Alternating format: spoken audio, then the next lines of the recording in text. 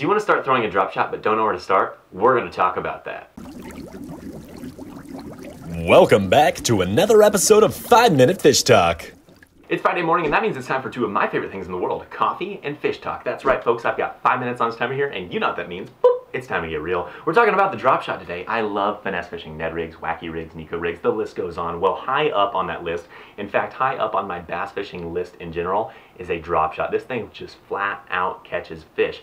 Today we're going to talk about what a drop shot is, where to fish it, what kind of equipment you need, so on and so forth, so that way you can come out of this video and catch yourself a nice largemouth bass, or smallmouth bass, or spotted bass. Quite honestly, this thing works really, really well for all three. So, what is it? Essentially, you tie your line to a hook, you leave your tag end on there, and then you attach a weight. What that gives you is a vertically presented soft plastic. Now, there's not a lot of other rigs out there that can really give you that great vertical presentation, and so for me, that's why these bass slurp it so well. You can basically keep your bait above the bottom, and then it suspends up here, and those bass just come up and shoo, and then you got them. So let's talk about the equipment involved. Now, first and foremost, let's go to the weight. Why not? Let's talk about the weight. There's two main types in my opinion. There's a couple others probably as well, but these are the two that I've found as most valuable. The first one is this long skinny one, and that's what I tend to use 90% of the time now because I'm fishing so much grass. This thing comes through grass really, really well. Now the other one is just a round ball, and back in Kansas and Missouri and Arkansas, there was a lot of rock, and so this actually was my choice 99% of the time. Now you can get these in all different shapes and sizes. For me, I use about a 1/4 ounce almost no matter what. It's just because it feels comfortable. I can really detect the bottom really well almost at any depth, and it just works well for me. So I would experiment a little bit with weight. I would start with a 1/4 ounce and work your way up and down and decide which one works best for you. But let's talk about the hook next. I mean, the business end of this puppy. This is a pretty important piece of the fishing gear here is the hook.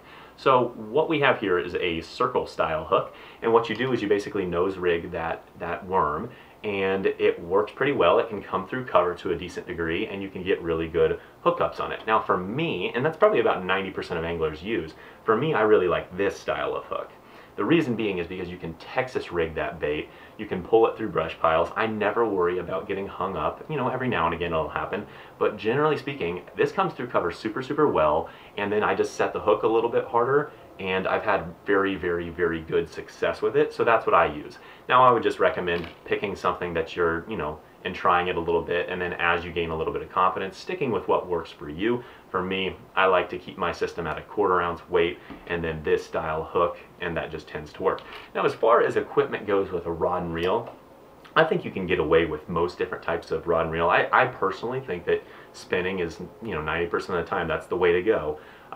And for me, I just like to use a little bit longer rod because I'm making long casts and I'm going to have to set the hook. I want to make sure that that hook gets penetrated. So I use about a 7-foot or maybe like a 7-1 rod. I use a medium action. Some people might even use medium heavy. And then I want more of a fast tip. That way I've got a lot of, stout backbone, and I've got a pretty fast tip to where I can set the hook and make sure that hook gets penetrated on a very long cast in deep water. Now the line, 99% of the time with spinning reels, I use 10-pound braid and then a fluorocarbon leader. That's the exact same thing I use here. Reason being is because I can see that line move if I need to, and then that fluorocarbon gives you a really, really clear approach down there for the bass. So let's get to the fun part, the worm. What kind of worm should you use? Well, there's like 1,000 different types you can use. Stuff like this, stuff like just like a long straight worm. You can use more of like a goby style bait. A lot of people that are fishing for smallmouth use that. Bigger worms like so. But for me, 99% of the time I use a robo worm. The reason being is because the thing just flat out catches fish, and I've had really, really good success with it. Now I'm not sponsored obviously, but they just work, and I got to give them a lot of credit. I know a good worm when I see it, and this is a good worm. Regardless, pick something that works for you. Experiment a little bit. I still want to experiment a little bit more and try to work into some of more of the bulky baits for smallmouth bass, because a lot of times the smallmouth bass like those little goby style baits and little craw looking baits, whereas largemouth and spotted bass are going to like those long straight worms pretty well. Regardless, we could talk about that all day. Let's talk about the retrieve. What you do with a drop shot? Well, it really comes down to two things. You can either fish it vertically or you can fish it horizontally. The vertical thing is a lot more complex, and it's a little bit more for a specific situation. For me, I fish it horizontally 90% of the time. What I mean by that is casting it out there and inching it along the bottom. That's right, I fish this thing super, super slow.